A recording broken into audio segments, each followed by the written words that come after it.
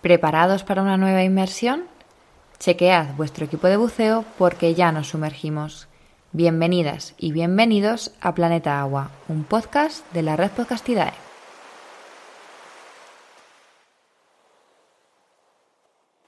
Hoy, en Planeta Agua, nos sumergimos en el océano austral para hablar con Pablo Rodríguez Ros.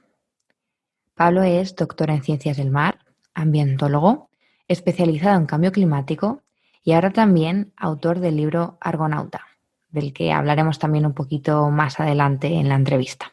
Hola Pablo, bienvenido a Planeta Agua y muchísimas gracias por acompañarnos en este episodio. Hola, muchas gracias a vosotros. Bueno, Pablo, la tesis que te ha otorgado el doctorado trata sobre la distribución y el ciclo del isopreno en el océano. Cuéntanos, ¿qué es el isopreno? Bueno, pues el isopreno es un compuesto químico que es un subproducto de la fotosíntesis. ¿Eso qué quiere decir? Pues que cualquier organismo que haga la fotosíntesis, ¿vale? Lo produce, ¿no? Tanto en tierra firme como en el océano, aunque mi tesis es oceánica, puramente oceánica, ¿no? El isopreno es un gas, ¿vale? Que cuando se produce pasa de las células fotosintéticas en el océano, principalmente del fitoplancton, pasa al agua, ¿vale? Y una vez que está en el agua es capaz de pasar a la atmósfera. Cuando pasa a la atmósfera, a través de una serie de reacciones químicas, puede participar en la formación de unas pequeñas partículas que nosotros llamamos aerosoles. Y alrededor de estos aerosoles es posible que se condensen moléculas de agua. Cuando se condensan varias moléculas de agua, lo que tenemos es una microgotita de agua y microgotita a microgotita se forma una nube. En cierto modo, lo que nosotros estudiamos en nuestro grupo de investigación es cómo este gas y otros son capaces de participar en el proceso de formación de nubes. ¿Dónde? En regiones remotas del océano, como puede ser el océano Antártico. Uh-huh. Y bueno, nos dices que en el caso del océano es producido por el fitoplancton, pero claro, es un término bastante amplio que incluye muchos grupos. ¿Hay algún grupo de organismos concreto que sea responsable de la emisión de este compuesto? Pues esa es muy buena pregunta y es una de las cosas que intentamos dilucidar, ¿no? En mi doctorado. ¿Por qué? Porque esto se experimenta en laboratorio. Es decir, tú, por ejemplo, coges especies distintas de diferentes taxones y las cultivas y ves si, por ejemplo, pues las diatomeas, ¿no? Emiten más que los coccolitoforios o emiten más que el nanofitoplancton o emiten más que el bacterioplancton fotosintético.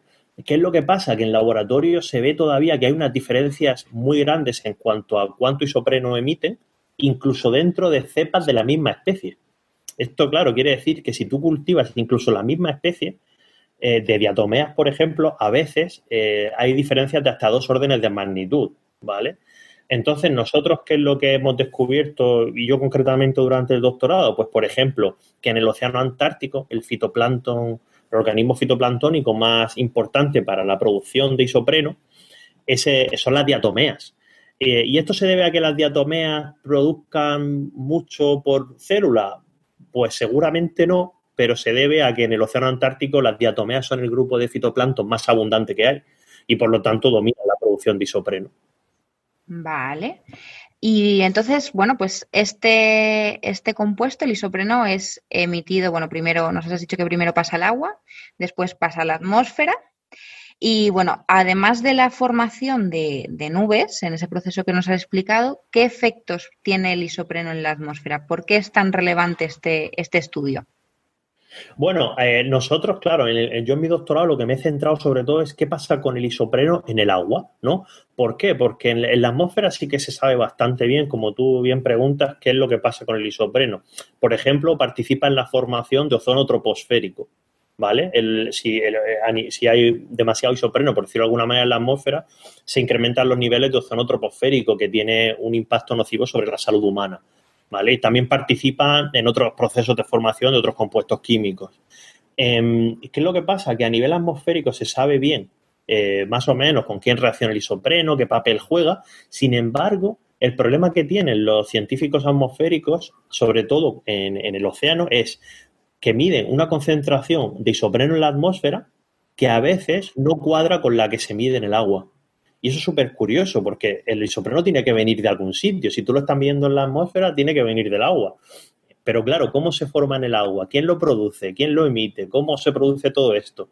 Y eso es lo que yo me he centrado, es decir, en qué pasa antes de que llegue al aire. Vale. Y bueno, es una tesis es un tema muy complejo, pero ¿qué conclusiones nos puedes así resumir que habéis podido ir sacando? Pues mira, lo que hemos podido nosotros demostrar es que la emisión de isopreno marino, ¿vale? En algunas regiones remotas del océano puede jugar un papel clave en la formación de nubes. Es decir, la contribución de la emisión marina a la atmósfera en estas regiones remotas es lo suficientemente relevante como para que tenga que ser tenida en cuenta en las proyecciones de cambio climático y en los modelos de cambio climático, obviamente con los que se hacen las proyecciones. ¿Y esto por qué es importante? Pues es importante porque cuando nosotros estamos en estas regiones remotas del océano, la gente tiene que pensar que los otros gases semejantes al isopreno que pueden jugar un papel parecido al isopreno, ¿vale? Que se emiten por las actividades humanas, en estas regiones remotas no los encontramos. Entonces nosotros hemos sido capaces de demostrar que este proceso es relevante y cómo se produce y se forma el isopreno en regiones remotas del océano, es decir, regiones que están súper alejadas de las actividades humanas. Vale, o sea, ¿cómo es el funcionamiento, cómo sería el funcionamiento sin nuestra actividad, ¿no? Sin nuestra influencia? Claro, y por ejemplo, uno de los resultados, así que bueno, de los que más contento estoy yo de la tesis, y no del que más, es que uno de los capítulos que lo hemos publicado como un artículo científico ya, que está en la revista Geophysical Research Letters, cartas de geofísica, de investigación en geofísica, por traducirlo al castellano, y en lo que hemos hecho ha sido un modelo que se puede aplicar a los satélites de la NASA para, a través de utilizar imágenes de satélite, poder conocer cuál es la concentración del isopreno en la superficie del océano Antártico. Es decir, básicamente, de manera muy simple, una ecuación en base a la cual, si conocemos la temperatura del agua y la concentración de clorofila, podemos saber cuál es la concentración de isopreno en superficie de todo el océano Antártico. ¿Cómo? A través de imágenes de satélite. Es decir, es un modelo que ya se podría aplicar a los satélites de la NASA, que ha sido con los que hemos desarrollado este modelo, para conocer la concentración de este gas. Y esto es algo que nadie había hecho hasta el momento, ¿vale? Poder conocer la concentración de un gas que emite el fitoplancton, del isopreno concretamente, en el océano Antártico, nunca se había hecho.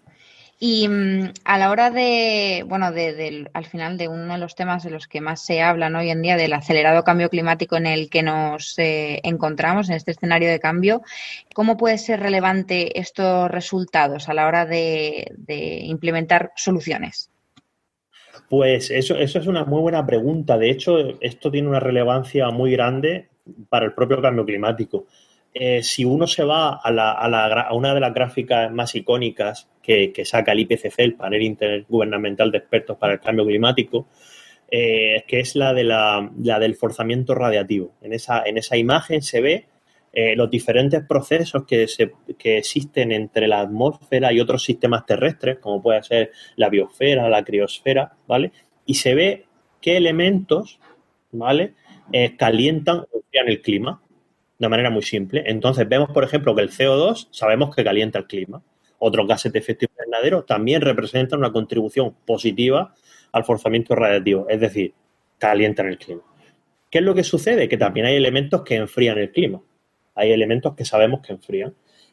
Y hay otros, por ejemplo, estos procesos que te estoy hablando yo de las nubes en regiones remotas y la interacción entre los aerosoles atmosféricos y la formación de nubes y tal, que en promedio enfrían el clima, o sea, nos ayudan a, digámoslo así, de una manera muy poco rigurosa, pero bueno, a luchar contra el cambio climático, ¿vale? Sin embargo, la incertidumbre asociada a dichos procesos es la más grande de todos los fenómenos del forzamiento radiativo. Es decir, posiblemente en los modelos climáticos de lo que menos sepamos es de estos procesos de formación de nubes en regiones remotas del océano.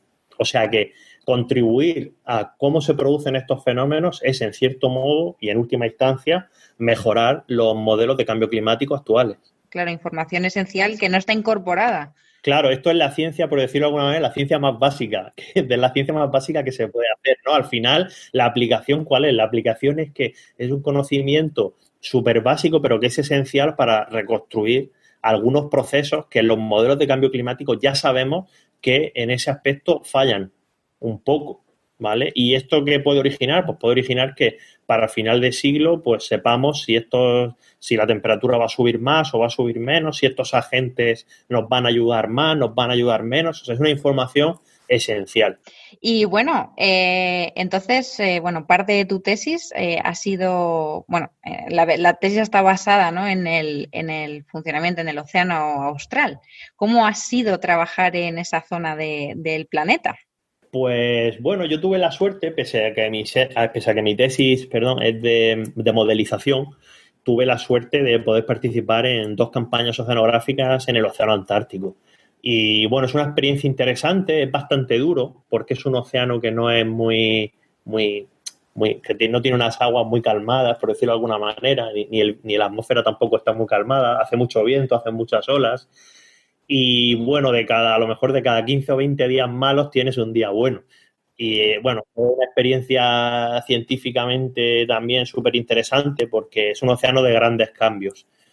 Con esto, ¿qué quiero decir? Que cuando estás en el océano Antártico abierto, pues a lo mejor hay zonas donde no hay mucha vida, pero luego te acercas a las islas o a algunas zonas del océano Antártico donde hay mucho fitoplancton y por lo tanto las redes tróficas están ahí a tope funcionando y te encuentras pues una cantidad de vida que es difícil de ver en otro sitio del planeta. Y cuando ibais en esas expediciones, ¿qué experimentos llevabais a cabo? ¿Qué procedimientos poníais en marcha?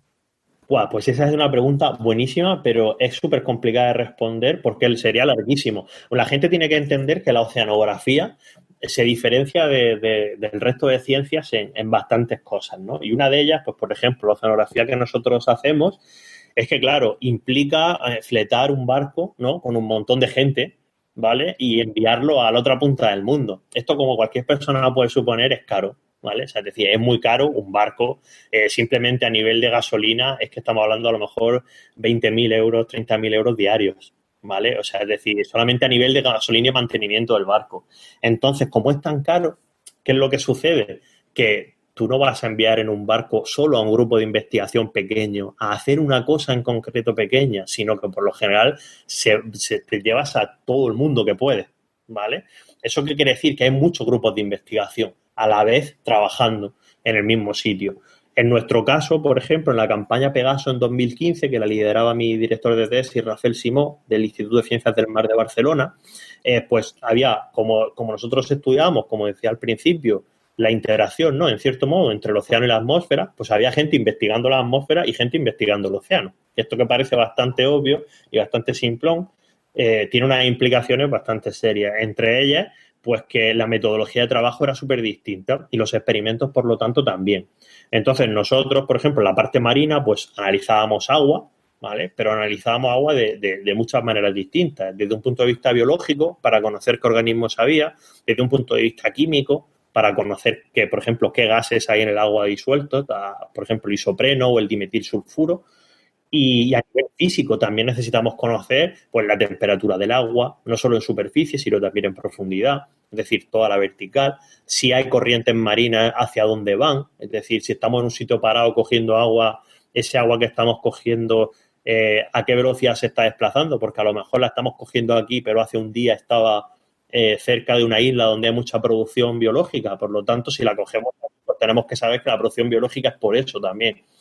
Y luego la gente de la atmósfera pues tenía un montón de aparatos pues enganchados también a diversas partes del Book Experience en este caso y que iban midiendo pues una serie de parámetros atmosféricos y al final lo que nosotros intentamos es de aunar las dos cosas. Qué es lo que estamos viendo en el aire y qué es lo que estamos viendo en el agua en un momento determinado. Qué interesante, me suena increíble. Vamos a intentar trasladarnos a un día en ese barco, que lo tengo, el barco que se me viene a la cabeza es casi, bueno, pues típico de documental de la Antártida, de rompehielos. ¿Cómo era ese barco, Pablo? Pues, por ejemplo, en el Book Experience, por decirlo de alguna manera, es semi-rompehielos. Claro, tú al final te das cuenta de que por muy rompehielos que sea, el buque al final, el hielo, cuando choca contra el buque, te da miedo, porque suena como un estruendo súper bestia. Y claro, es que te das cuenta de que el barco, por muy grande que sea, no es tan grande en comparación con los icebergs, ¿no? Y un día a día allí, pues yo, por ejemplo, hace poco, además lo tengo por aquí escrito, cómo era un día a día. Nosotros ahí en el Esperide nos despertamos a las 7:30 de la mañana, ¿vale? Y a las 8 de la mañana ya desayunábamos. A las 9 pues ya teníamos el primer muestreo del día. O sea, te decía, a las 9 de la mañana ya, pues los que cogíamos agua íbamos a coger agua y los que iban al aire iban al aire y tal. A las 11 teníamos una parada para almorzar, luego a la 1 de la tarde comíamos y a las 4 de la tarde otra vez a trabajar, ¿vale? Así hasta las 7 y luego hasta las 7:15 la cena. O sea, a las 7:15 la cena, ¿eh? Y el buque era español. O sea, quiero decir, que es que no es un tema de que estuviéramos en un sitio internacional, sino de que en los buques se trabaja con ese horario, ¿no? Y ya, bueno, pues ya, pues luego tenías un rato después, pues desde las 8 que acabases de cenar hasta las 9 o las 10 que ya te acostabas porque estabas súper cansado. Entonces, al final, con esto lo que quiero reflejar es que cuando estás en el buque, básicamente lo que haces es trabajar. O sea, trabajar, comer y dormir, porque, como te decía al principio, es muy caro que sea una expedición científica, entonces hay que aprovechar todos los minutos del día.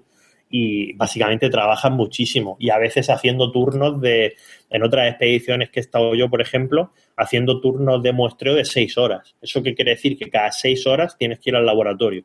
Cada 6 horas siempre. O sea, es decir, 6 horas va, 6 horas va. ¿Eso qué quiere decir? Que, por ejemplo, no puedes dormir 8 horas. Nunca. Porque si cada 6 horas tienes que ir al laboratorio, entonces pues al final vas durmiendo, pues cada día pues duermes 4 horas, luego otras 4, luego vas medio zombie, luego, y bueno, al final también desde un punto de vista de la salud, pues no es muy saludable seguramente, pero bueno, es una experiencia.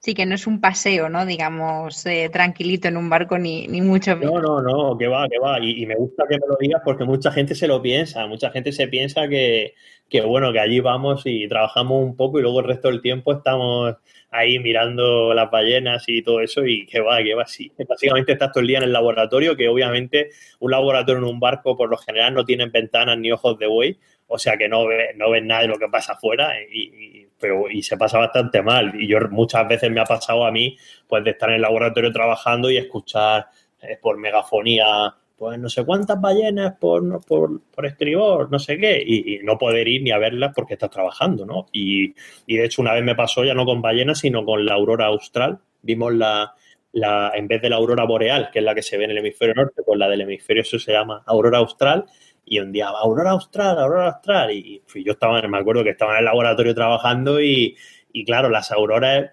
depende, ¿no?, del momento, pero a veces no están ahí todo el rato el cielo verde para que tú lo veas. O sea, a lo mejor pasa media hora y desaparece, ¿no? Entonces, claro, yo estaba allí y corriendo acabé el trabajo como pude y al final subí y la pude ver, pero hubo mucha gente que ni la vio, ¿no? Y la tuvo que ver otro día. Entonces, bueno, que al final no son viajes, son expediciones científicas. Está guay porque vas a esos sitios y ir a un sitio así está muy guay, pero ¿sabes lo que está más guay de ir a un sitio así? Más guay que ir. O sea, bajo mi punto de vista, solo una cosa más guay que ir es que te paguen por ello. O sea, si ya encima te pagan para que vayas, ya eso ya es el sumum. ¿Y qué tipo de material se utiliza en una expedición así para, hablas además de un océano pues que normalmente no está calmado ni muchísimo menos? ¿Qué material es el que se utiliza en oceanografía para las muestras de agua y demás? Pues mira, para coger las muestras de agua básicamente se hace de dos maneras principales, ¿vale? Una es lo que llamamos el sistema de continuo o el sistema de bombeo continuo. ¿Y eso qué es? Pues eso es que los buques de investigación oceanográfica tienen en el casco del buque, ¿no?, que la parte que está sumergida, tienen un agujero, ¿vale?, al cual va conectada una manguera, ¿vale? Bueno, más que una manguera, una tubería. Eso lo que hace es que mientras el barco va navegando con un sistema de bombeo, va chupando agua, ¿vale? El barco va como si fuera una jeringuilla, no es como si el buque llevara una jeringuilla debajo en la cual va succionando agua del océano. Y lo chulo y lo interesante a nivel de trabajo es que esa canalización de tuberías llega hasta el laboratorio. ¿Eso qué quiere decir? Que tú en el laboratorio tienes un grifo de agua dulce normal, ¿vale? Un grifo como el de tu casa, pero luego hay otros grifos que son los del continuo, que están en el mismo sitio. Entonces tú abres en el laboratorio el grifo y lo que te está saliendo es el agua del mar que tiene debajo del barco. O sea, entonces, claro, es una cosa alucinante porque no tienes que echar un cubo por la borda, ¿no? Y coger el agua ni nada de eso, aunque es algo que yo he tirado el cubo y me he cargado varios cubos haciendo eso, pero lo chulo es que tú abres un grifo, entonces ya tienes un flujo constante de agua de la que está ahí debajo. O sea, porque está bombeándose continuamente. ¿Eso qué quiere decir? Que no se almacena en ningún sitio, sino que está constantemente recirculando. Entonces, si tú abres, cuando abres el grifo, tienes calculado el tiempo, ¿vale? Que tarda en llegar desde la parte de abajo del casco del buque, ¿no? Hasta el laboratorio, que suele ser a lo mejor 30 segundos o un minuto. Entonces, claro, sabes el agua, y claro, sale el agua pues, en el océano Antártico pues a -1 grado, -1,5, hasta -1,8 que llega a estar, ¿no? O sea, el agua pues más fría que la del congelador. Esa es una de las maneras de muestrear. Claro, es muy cómoda porque en el propio laboratorio pues tú abres el grifo, coges un bote de agua y te lo llevas a analizar lo que sea citometría de flujo, que es lo que se usa, por ejemplo, en los hospitales para hacerte las analíticas también, ¿no? Y que te digan, ¿tienes tantos glóbulos rojos? ¿Tienes tantos glóbulos blancos? Pues nosotros hacemos lo mismo, pero con el fitoplancton, que también son células, ¿vale? Y luego la otra manera icónica de muestrear el agua, ¿no? En oceanografía, no es con el sistema este continuo, sino que es con la roseta CTD. Y la roseta CTD, que es, para explicarlo en radio, es un poco complicado, pero bueno, lo voy a intentar. Básicamente es como si tuvierais una serie de botellas, ¿vale? Una botella, imaginaos, cilindros, ¿no? Que están en una disposición concéntrica en una estructura metálica, como si fuera un revólver de una pistola. Para que nos entendamos, si alguien ha visto una pistola con revólver en su vida, que yo, si no es por las películas, no la hubiera visto, pero bueno. Entonces, cada una de esas botellas tiene una particularidad muy interesante, que es que tú desde el buque las puedes abrir y cerrar, ¿vale? Y entonces, ¿el sistema cuál es? El sistema es que tú tienes todas estas botellas en este sistema, en esta estructura metálica, y eso se tira por la borda. Se tira por la borda atado a un cable, obviamente, porque luego la quieres recuperar. Y eso, como pesa un montón, va bajando por el agua, va bajando. Mientras va bajando, lleva una serie de sensores, que es lo que se llama el CTD, de ahí que sea Rosetta CTD, pues el CTD significa Conductivity, Depth and Temperature, conductividad, temperatura y profundidad. Y eso lo que va haciendo es que mientras que baja esta estructura metálica con un cable como si fuera un yo-yo, ¿vale? Va bajando hacia las profundidades del océano. Puede bajar, por ejemplo, la del Hesperides creo que hasta 6.000 metros, 4.000 metros de profundidad. Y mientras va bajando, esos sensores van midiendo la temperatura, con la conductividad, la salinidad, también pueden medir la clorofila y van dándote datos de a qué profundidad está. Y tú eso lo estás viendo desde el buque en un ordenador. Tú estás viendo, vale, pues esto está bajando y vale, aquí la temperatura es tal y cual. Y entonces llegas a la profundidad que tú quieres, que por ejemplo son 2.000 metros de profundidad, ¿no? Imaginemos. A los 2.000 metros de profundidad dices, vale, aquí estamos a 2.000 metros, ahora tenemos que recuperar el yo-yo para que lo entendamos. Entonces empieza el ascenso. Como tú has bajado eso, tú ya sabes las propiedades del agua, porque ya las tienes registradas en el ordenador. Entonces puedes seleccionar qué zonas te interesan. Y aquí es donde entran en juego las botellas, que se llaman botellas Niskin, las que van ahí acopladas. Las botellas, cuando van bajando, van abiertas, ¿vale? Entonces todo el agua que entra sale y tal. Y lo que hace es que cuando va subiendo, tú puedes ir cerrando las botellas. ¿Y esto qué implica? Que, por ejemplo, dices, a mí me interesa agua de 1.500 metros de profundidad. Pues cuando subes de los 2.000 a los 1.500, en los 1.500, la botella número, imagínate, 5, la cierras, ¡pum! Y entonces esa botella se cierra en ese momento y tú sabes que en esa botella hay agua de 1.500 metros. Y así vas haciendo con el resto de botellas. ¿Qué es lo que consigues? Que cuando llega este instrumento a la cubierta del buque, cada botella, que están numeradas, tiene agua de una profundidad del océano distinta. Entonces, claro, de esta manera tú puedes muestrear en profundidad el océano. O sea, porque, a lo mejor a 20 metros pues puedes enviar un buzo, pero a 100 metros o 200 metros, como no lo hagas con un submarino y un submarino es carísimo, no hay manera de hacerlo. Entonces, este instrumento, que es la Rosetta CTD, es posiblemente el instrumento de investigación oceanográfica más famoso y más icónico que ha existido durante el siglo pasado, incluso este. Qué pasada, Pablo, qué pasada. ¿Y en alguna de las expediciones habéis buceado en esa zona? ¿Alguna de las recogidas de material ha sido con buzos? No, bueno, nosotros como lo que nosotros hacemos es oceanografía de altura y se llama de altura porque se hace en agua abierta, no porque sea más importante que el resto. Nosotros ahí en verdad es que, bueno, primero que no está permitido bañarse, Y segundo, que tampoco hay mucha cosa que ver, porque y en mitad del océano es que no hay nada. O sea, hay agua azul, muy azul y muy chulo, del color del logo del podcast ¿no? Pero, pero más que eso no hay nada, ¿no? Entonces, bueno, alguna gente sí que se ha bañado, porque depende del país, está permitido y tal, pero yo en mi caso no me he bañado luego en los sitios a los que hemos ido con los buques, luego al llegar al puerto, en esas ciudades, esos sitios, sí. Y bueno, Pablo, al principio del episodio comentábamos que también eres el autor de Argonauta. ¿Qué podemos encontrar en este libro? Pues Argonauta es básicamente todo lo que te he contado a ti y más cosas. Entonces, ¿qué es lo que he hecho yo con el libro este? Pues, bueno, un poco la historia así resumida fue que a raíz de una entrevista en la radio, una editorial pequeña de Murcia se puso en contacto conmigo, la editorial Raspabook, y me dijeron, oye, nos gustaría que escribiera un libro de lo mismo que has contado en la radio, semejante a lo que he contado aquí, ¿no? En este podcast. Y dije yo, bueno, pero ¿cómo hacemos un libro, ¿no? Esto te lo cuento por si alguien que escuche el podcast y que sea del gremio, entre comillas, ¿no? Le interesa escribir un libro.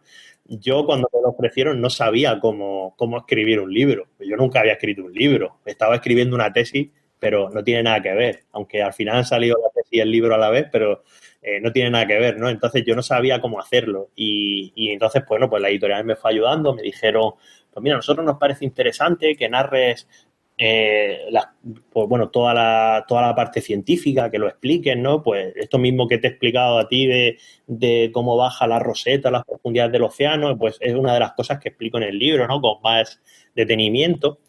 Pero claro, yo explicaba eso y me daba cuenta de que, pero esto es muy aburrido, porque yo qué sé, a lo mejor si te gusta mucho la ciencia, pues esto te va a parecer interesante, pero si no, madre mía, o sea, es que a veces me aburría hasta a mí lo que yo escribía, ¿no? Y entonces decía, esto no es buena señal. Entonces lo que decidí fue, en el libro, pues no solamente centrarme en los aspectos científicos o técnicos, ¿no? Sino en lo que, o sea, quiero decir, en lo que sería la divulgación científica, sino también en las vivencias personales. Por eso se llama el libro Argonauta, peripecias modernas entre el océano y el cambio climático, ¿vale? Y de ahí viene el peripecias y el modernas, ¿no? Entonces, ¿qué es lo que cuento? Pues no solamente la ciencia, sino también, pues, muchas de las cosas que hemos hablado en este podcast. Pues, por ejemplo, cómo se prepara una campaña oceanográfica, o cómo es el día a día en un buque de estos, o qué es lo que pasa cuando surgen problemas, que es algo que muchas veces en divulgación científica no se explican, ¿no? Los problemas, porque la ciencia al final, yo quiero que la gente que escuche este podcast sepa que el 99% del tiempo que tú trabajas en ciencia significa hacer las cosas mal. O sea, tú el 99% del tiempo las cosas las haces mal. Es decir, las cosas que haces no valen para nada. ¿Por qué? Porque lo que hace es probar cosas nuevas, a ver si funcionan o a ver si explican algo, a ver si sirven. La inmensa mayoría del tiempo no vale para nada. O sea, esto es como darte cabezazos contra una pared hasta que al final la pared se cae, ¿no? Pero hay un momento, hay un 1% de veces que pasan cosas y eso es lo que se suele contar, ¿no? Se suele contar pues el artículo científico y estas cosas, ¿no? Pero no se cuentan pues todos los intentos fallidos que suceden. Y eso son otras cosas de las que yo cuento en este libro. Y también es un poco autobiográfico, ¿no? Entonces empieza desde 2010 hasta 2020, ¿vale? 2010 fue cuando yo empecé durante la carrera a colaborar en investigación en el Mar Menor, en la región de Murcia, que es una laguna costera que está en el campo de Cartagena. Y luego, pues, pasando por todas las expediciones científicas, estas que hemos hablado, pero también hablo, pues, de cuando trabajé en Baleares y del Mar Balear, del Estrecho de Gibraltar, que también estuve trabajando, del norte de Escocia, que estuve yo allí casi 6 meses, 9 meses viviendo, en verdad, y trabajando con bacterias que pudieran degradar el petróleo o no. Y bueno, también al final al libro queda como, bueno, como una sucesión de hechos cronológicas, ¿no? Pero sí que es cierto que, por ejemplo, a lo largo de todos los capítulos, pues voy hablando del cambio climático, ¿no? Voy explicando cómo todos estos fenómenos y procesos y tal tienen que ver con el cambio climático. Y el primer y el último capítulo, bueno, el primer capítulo es cuando yo participé en la Cumbre del Clima el año pasado. Entonces, digamos, el libro empieza como situándose en el presente, ¿vale? Y en el presente, o sea, en el momento actual, y luego dice, bueno, pero para llegar aquí, vamos a ver cómo hemos llegado hasta aquí, ¿no? Entonces, el resto del capítulo, pues hacer un flashback a 10 años atrás, reconstruyes Y en el último capítulo pues volvemos a hablar pues del cambio climático, de los objetivos del Acuerdo de París y este tipo de cosas. O sea que al final es un libro bastante completo bajo mi punto de vista y que no se puede catalogar en un solo género.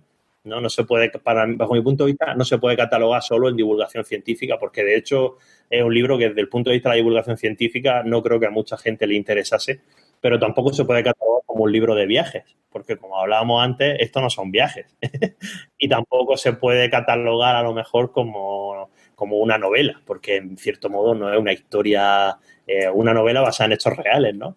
Entonces, bueno, es un formato interesante en el sentido de que en otros países, sobre todo en lengua anglosajona, sí se usa mucho, ¿vale? Hay muchos autores que escriben sus libros así, ¿vale?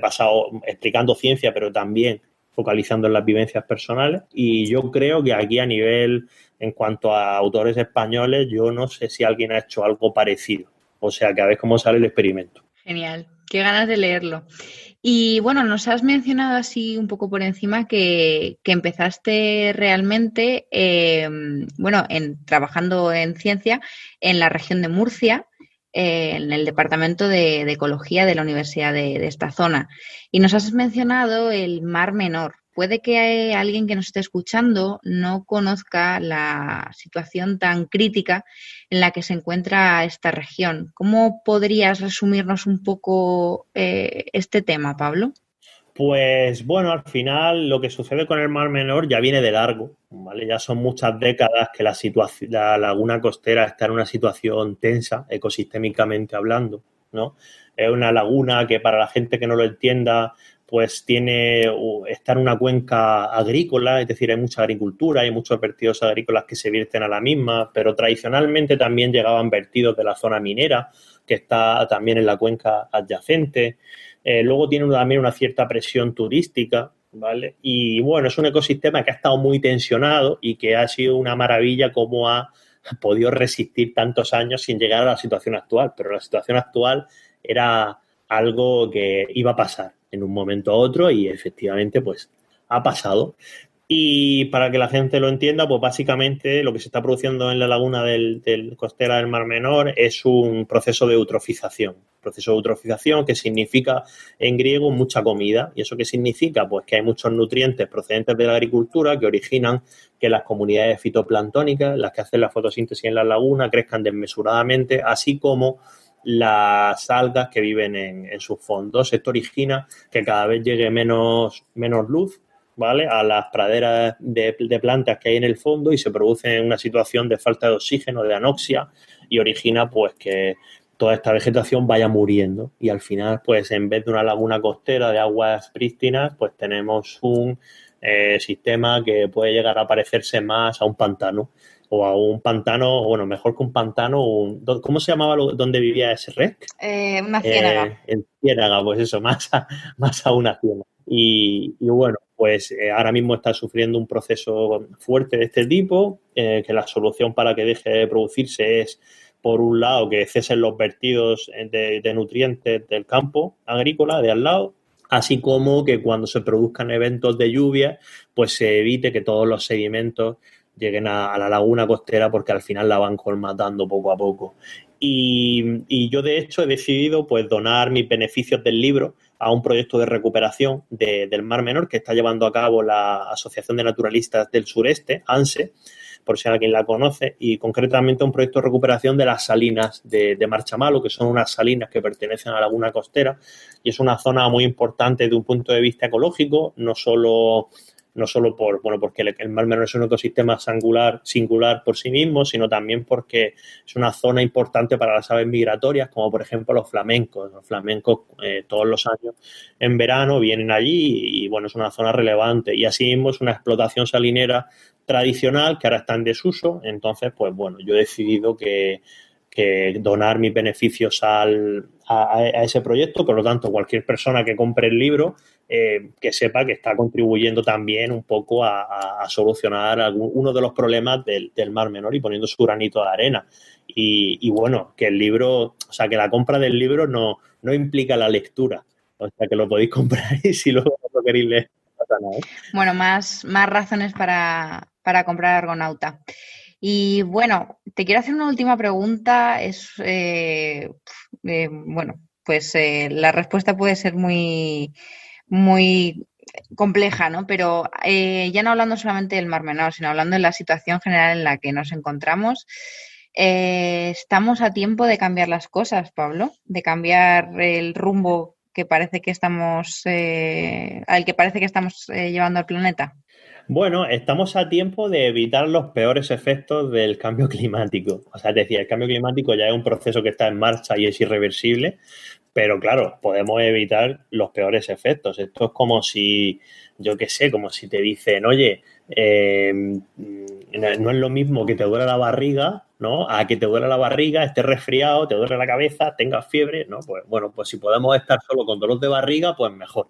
Entonces, lo que se trata con el cambio climático es de evitar los peores efectos del mismo. Y esto pasa por la acción climática a nivel político, a nivel empresarial y a nivel industrial, dentro de empresarial también, obviamente, y a nivel de la propia sociedad, ¿no? El cambio climático y la lucha contra el mismo va a ser una cosa apasionante durante los próximos años porque supone seguramente